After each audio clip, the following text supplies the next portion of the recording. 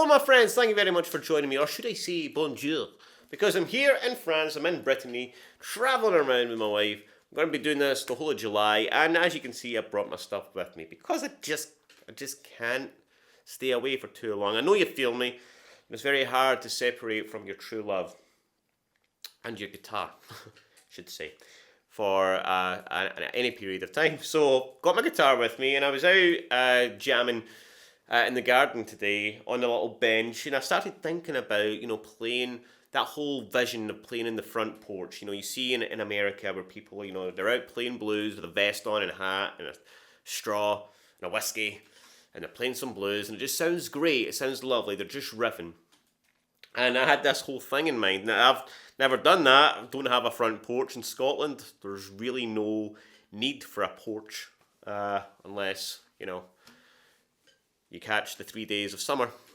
But yeah, this whole lesson's based on that. So it's a little rhythm and lead concept where you can really run with it, right? So it's an improvisation concept. We've got some chords, we've got some licks, we've got a template for you to go and have fun with. So I'm going to show you that, and by the end of this lesson, you're going to be able to riff in the front porch or wherever you like, really. All right, so let's get into it. So we're going to start off with this rhythm. We'll start off with the chords actually. So there's going to be 3 chords. We've got a 1, 4, 5, a blues, and I'm going to give you some options. So for the 1, I'm generally going to play it like this. All right, now you can play this anywhere in the fretboard. You can apply this concept, right? But we're going to be playing in the key of G, just because you can play this anywhere. But that means we're going to start here in the 3rd fret on the G note. And I like to have my thumb over on the 3rd fret, and my index finger barring the rest of the strings 1 to 4 here. Or you could really get away with 1 to 3, right? It's from the E to the G. Alright, you can do that. Or, another option for you, if you can't get the thumb over, you could do that. But that doesn't really work so well. But a really cool option is to play a G7. This is a G minor, this is a G7, both will work in this case. But we have our index finger on the 3 on the D, middle finger on the 3 on the B, and 3rd finger on 4 on the G, right? Like a little D shape here. Alright, which works really well. Okay, so a G or a G7, right? A G minor, a G7, and when you play this, it sounds really cool when you slide back from back a fret, right? Then we've got our C7 chord, which we're going to play just like a B7. Okay, on the 3, 2, 3 from the A string, and then 5, 4, 5 for our D, alright? And we can do a lot just with those chords, right? So we could just play a simple 1, 4, 5. The template I'm going to give you is very simple. It's going to go 1, 4, 5, 1, and finish on the 5, like that again. So G into a C, back into the D, back to the C, back to the G, and then we're going to finish on the D. But that'll all come together. The next thing I want to come on to is the rhythm technique, right? So we're going to do this. Right? Then lick, which I'm going to come to as well, right? So bass, pinch. Okay, so I've got my thumb now. I want to use my fingers for this. I've got this whole organic thing about old school, right? Playing on the bench. That's what we're going for, right? So we're using our fingers, and I'm not a fingerstyle guy. I normally use my pick, so this technique is really something that I've just kind of done myself. So if it's wrong, but I think it sounds good. Anyways, I've got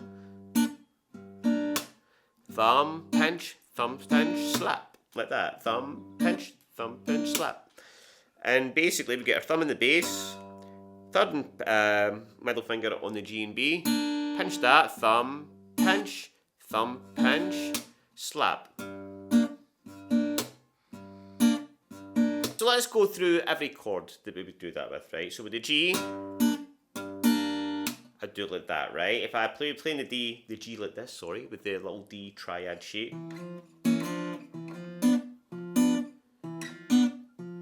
slide in with my thumb here on the D, pinch, thumb pinch on the D, alright?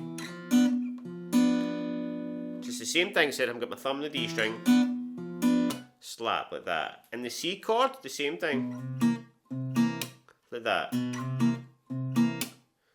Alright, except I've got my thumb on the A string and my fingers on the D and G. Like that. And the same with the D. Okay, now the progression we're going to do is going to be something like this.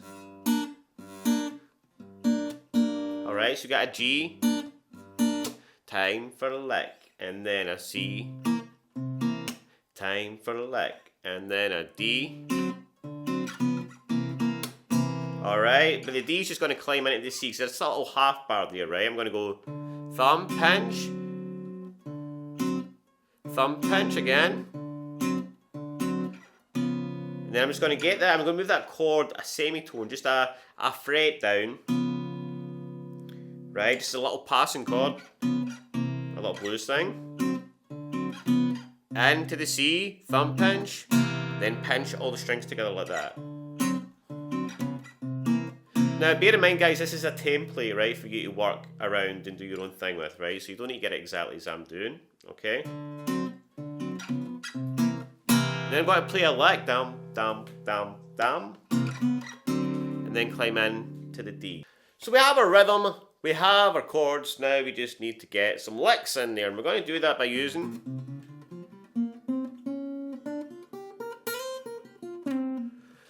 the G minor pentatonic scale, or the G blues scale really. So we're going to have 3, 6, 3, 4, 5, 3, 5, 3, 5, 6, 3, 6, 3, 6.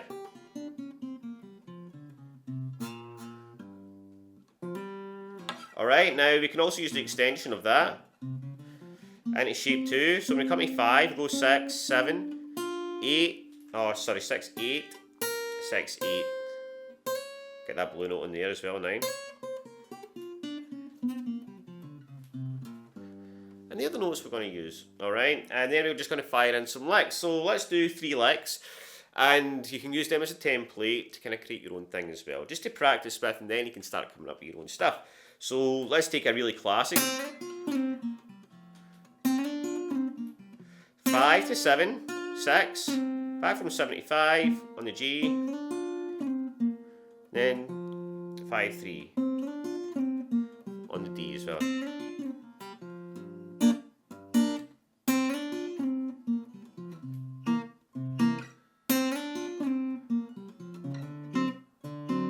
All of them.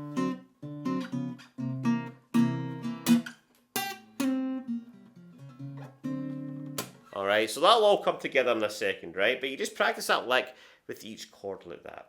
Let's have another lick. We could do a simple something like.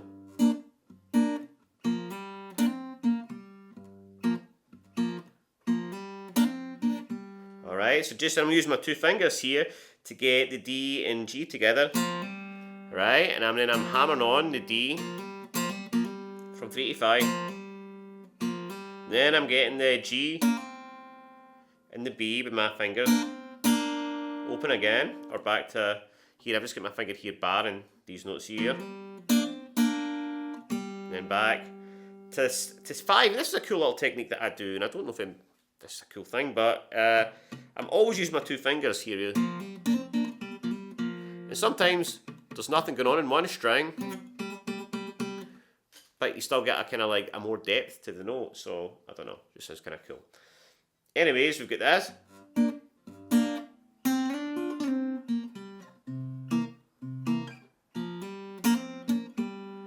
Alright, now let's have another lick in there. We could have our, just get this note up here, the G note here on A.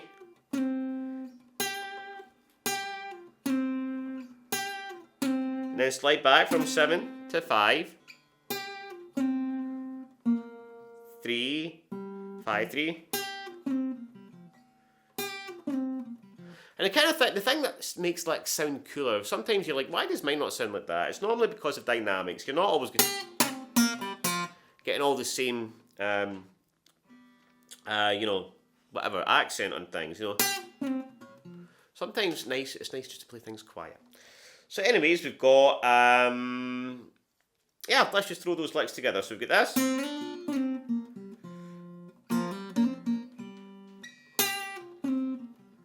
Alright, and again, there's world's your oyster when it comes to that stuff. So the best way is to get your fretboard boots on and start making stuff up yourself. But use this as a template. I'm going to throw it all together and you can do what you will with it. Hope you have fun with this, guys. Take it easy and I'll see you in the next one. Let's jam.